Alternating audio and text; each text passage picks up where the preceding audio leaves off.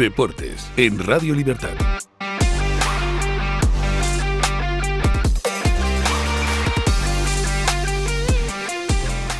Muy buenos días y bienvenidos a Deportes en Libertad.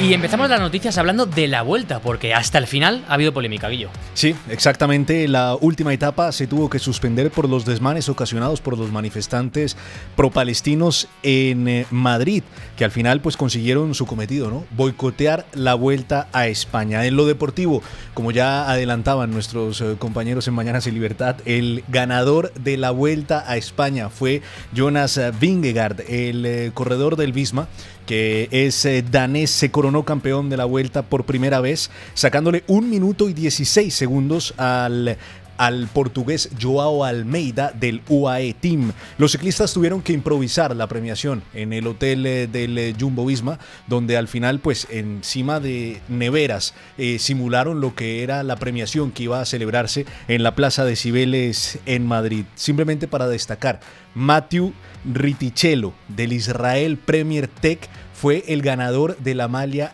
blanca, es decir, el mejor joven de la Vuelta a España fue del Israel Premier Tech y fue quien quedó quinto en la general tras una excelente actuación. Eso es lo que podemos destacar en lo deportivo de esta Vuelta a España. Y seguimos hablando del fútbol porque hoy termina la jornada 4 de la Liga con el Español Mallorca a las 9 de la noche.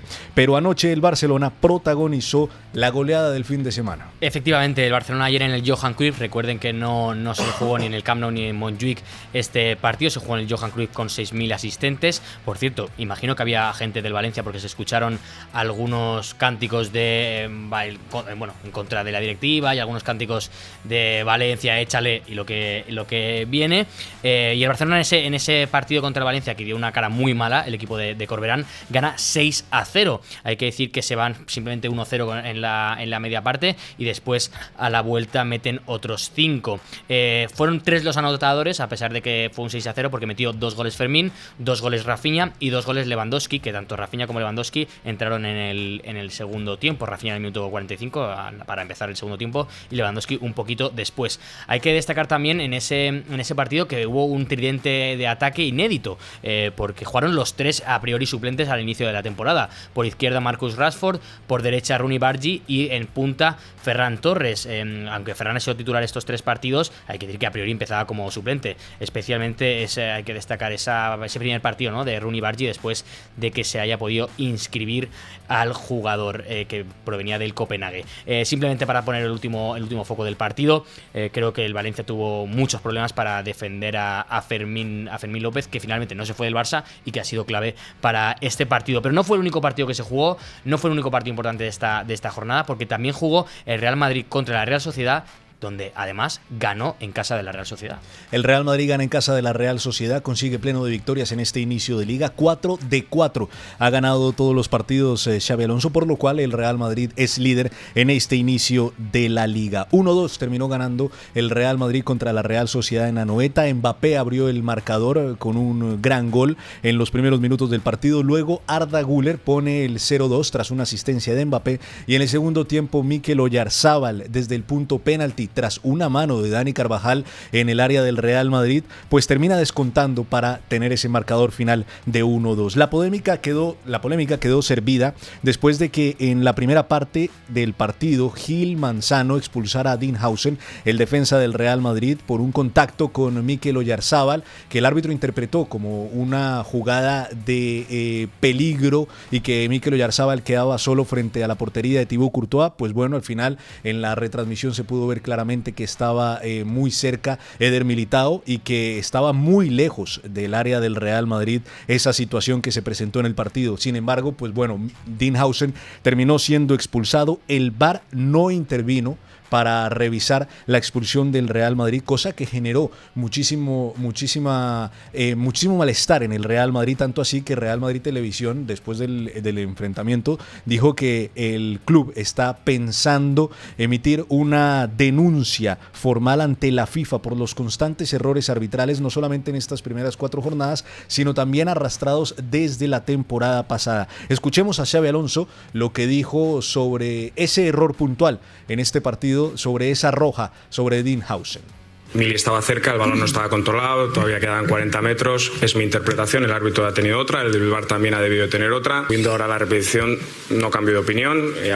Le he preguntado, me ha dado su explicación, no me ha convencido demasiado, pero bueno, lo dejamos ahí. A partir de ahí, evidentemente, el contexto del partido ha cambiado totalmente, ¿no?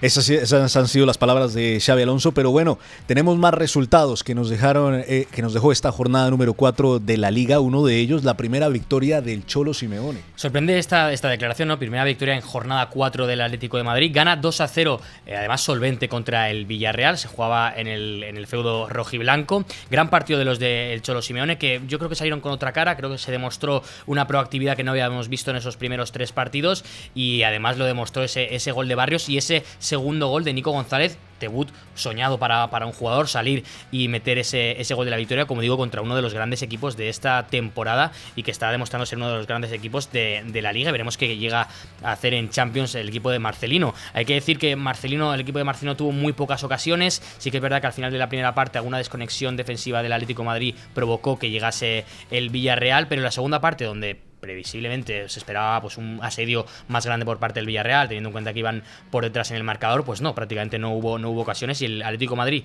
que había tenido problemas para defender su resultado durante los otros 3 partidos, pues no los tuvo contra, digamos, el rival más complicado de los que se había enfrentado. Parece que esas declaraciones en la cadena COPE del Cholo Simeone pues han tenido cierto efecto en la plantilla y hemos visto cómo han conseguido ganar el partido. En otros resultados de la jornada se jugaron muchísimos partidos. El viernes se jugó ese Sevilla-Elche que quedó 2-2, empató el Elche al final. Getafe-Real Oviedo 2-0, otra victoria para el Getafe en esta. Qué bien está el Getafe. Qué bien está el Getafe. La verdad que si este fin de semana se enfrenta contra el FC Barcelona, veremos qué puede hacer. En este caso en el campo del Barça veremos dónde, ¿no? El Athletic Club pierde contra el Alavés en casa. Celta de Vigo y Girona empatan a 1. Al final del partido consiguió empatar con un penalti de Borja Iglesias, transformado por Borja Iglesias el Celta de Vigo.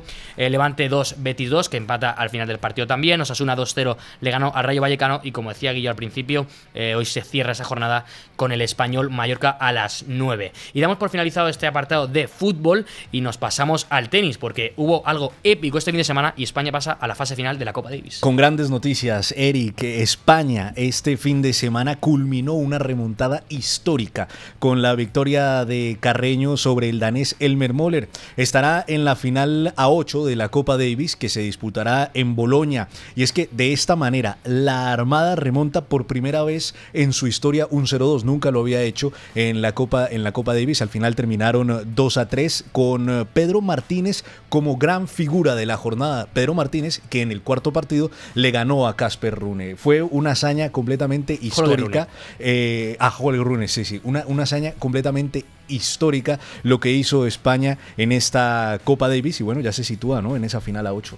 Totalmente, efectivamente lo vamos a tener en los próximos partidos. Increíble, salvadas de último segundo, salvadas de prácticamente punto de partido de Pedro Martínez, y que pasa por encima de Holger Rune cuando nadie se lo esperaba. La celebración fue apoteósica, pero para celebraciones también la de los alemanes en el baloncesto, porque cerramos las noticias hablando y contándoles que Alemania se proclamó campeona del Eurobásquet. Efectivamente, gana Alemania contra Turquía 88-83, era una de las favoritas, si no la favorita para ganar el torneo, y se proclama campeona. Hay que decir que empieza muy bien Turquía, que durante prácticamente todo el partido están muy cercanos un equipo del otro, 3 puntos, 6 puntos, 1 punto, 2 puntos, hasta el final, que se pone por delante Alemania y consigue ganar este torneo. Hay que comentar también que el MVP del torneo fue Dennis Schroeder, que también lo fue en el Mundial pasado, que también ganó Alemania. Ya en cadena mundial Eurobásquet habrá que esperar esperar 2 años para el siguiente torneo, el siguiente mundial que se jugará. Y bueno, esta generación está demostrando que puede llegar muy muy lejos.